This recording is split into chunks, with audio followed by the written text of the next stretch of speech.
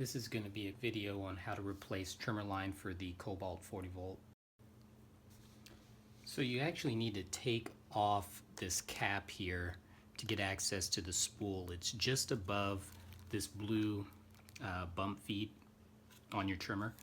So basically what you need to do is there are two areas where you need to press in here on each side of that cap, and that's going to give access to the spool. So I'm just going to press on those two areas. You don't need much force, and then that gives me access to this spool. So hopefully you can see this. The lighting isn't the best, but there is an arrow that you'll see on your spool here indicating the direction that you should wrap this line. And you should just note that you should keep it one unified line.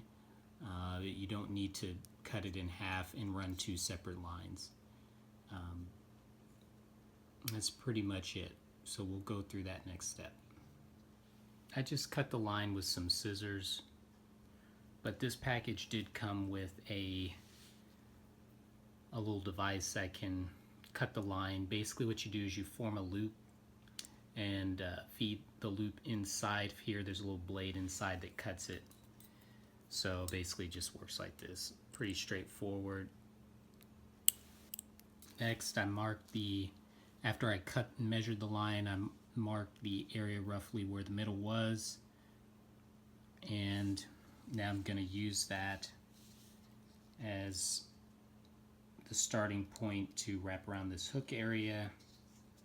And again, hopefully you can see this with the lighting, but there's a little notch in your spool.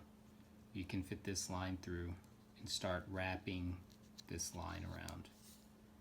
And I'm just going to check, make sure that I am wrapping it in the right direction.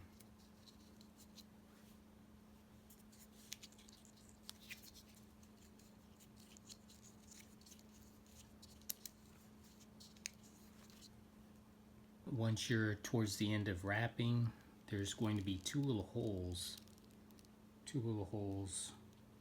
or hook areas on the end of this spool where you can just lock in that line.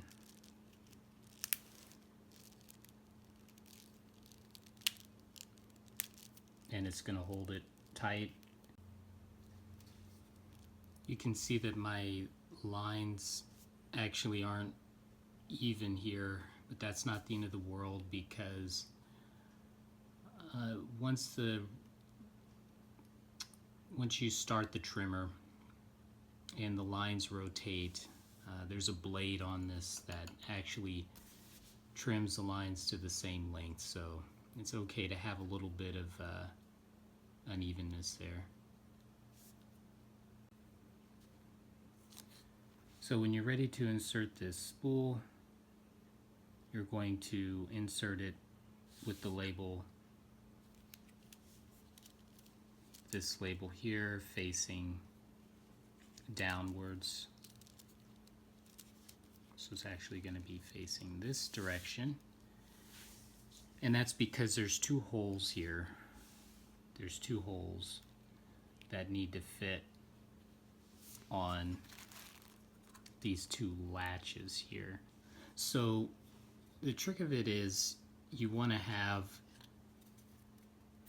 the spool cover come over top of the lines here, the trim line, and then place this whole assembly over top of the head, and just make sure that the label, that arrow label, that's pointing down.